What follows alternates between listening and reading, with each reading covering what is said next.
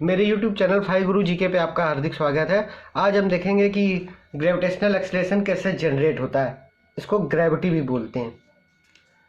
ठीक है, इसकी बेसिक शुरुआत होती है यूनिवर्सल लॉ ऑफ ग्रेविटेशन से, जो किसके बीच लगती है? मास के बीच लगती है। दो जो मास होते हैं उनके बीच लगती है। ये मास भारी भी हो सकते हैं, ये मास हल्के भी हो सकते हैं। ओके, और देखिए इस पे जो फोर्स लगेगा और जो इस पे फोर्स लगेगा, दोनों का मैग्नीट्यूड तो सेम होगा, लेकिन उसका जो है डायरेक्शन जो है वो अलग अलग होगा। और ये फोर्स ध्यान रहे कि सिर्फ अट्रैक्शन के कारण से होते हैं। अच्छा, मेन क्वेश्चन ये है कि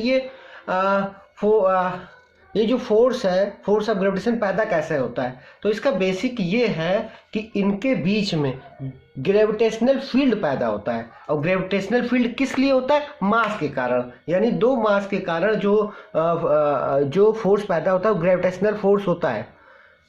ठीक है, तो ग्रेविटेशनल फील्ड बनता है किसके कारण से? मास के कारण से। और उससे क्या होता है? ग्रेविटेशनल फोर्स पैदा होता है। और ये यूनिवर्सल लॉ ऑफ ग्रेविटेशन ये होता है कि दो जो मास होते हैं उनके बीच लगने वाला जो फोर्स होता है वो Gm1m2/r² के बराबर होता है। और ये डिपेंड करता है, दोनों का मल्टीपल कितना होगा, उनके बीच की दूरी का स्क्वायर कितना होगा, उस पर डिपेंड करता है।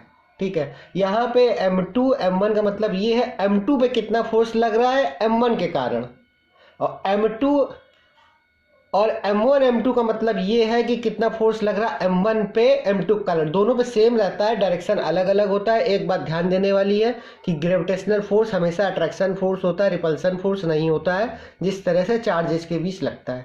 ओके, अब क्या हुआ? जब ये फार्मूला हमारे पास आ गया, तो हमने एक प्रयोग किया, एक एक्सपेरिमेंट किया, जिसमें हमने 1 किलो के 2 मासेस लिए और उनके बीच की जो डिस्टेंस है वो 1 मीटर रखी। यानी इसको जो है 1 मीटर रखा।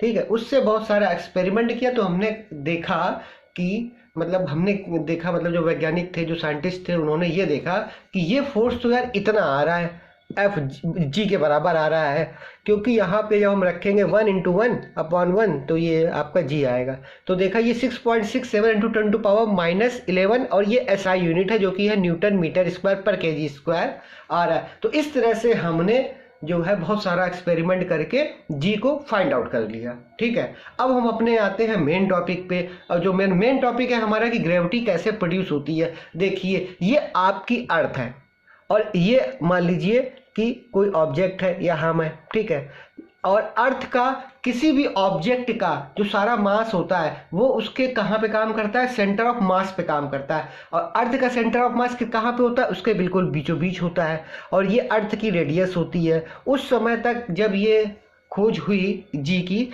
तो उस समय तक अर्थ का मास जो है वो फाइंड आउट हो चुका था तमाम सारे एक्सपेरिमेंट से, और उसकी रेडियस फाइंड आउट हो चुकी थी।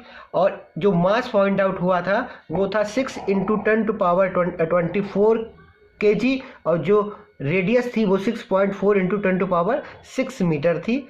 I mean 6400 kilometre. अब हम इस पे आते हैं। अब देखिए, इस पे ये कोई ऑब्जेक्ट है या हम है जो कि उसकी सतह पे है या सतह से कुछ ऊपर है। मान लो सतह से कुछ ऊपर है, थोड़ा सा ऊपर है, और इसकी रेडियस क्या ये है? RE है। किसकी? अर्थ की रेडियस।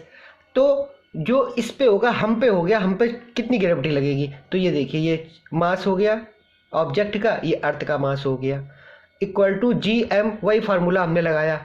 ठीक है, अब ग्रेविटी खींचेगी, ये फोर्स ऑफ अट्रैक्शन खींचेगा। अब हमको पता है न्यूटन के सेकंड लॉ से फोर्स इक्वल टू क्या होता है? Mass into acceleration. तो यहाँ एक्सेलरेशन रखा और ये हमने इस फार्मूले के इक्वलेट कर दिया, और ये स्मॉल m काट दिया, और a जो है वो यहाँ पे आके g होगा। ये क्या होगा? ग्रेविटी होगा, दैट इज Gme/r²। इस तरह से हम जो है कहीं की भी ग्रेविटी फाइंड आउट कर सकते हैं। ये अर्थ की ग्रेविटी है।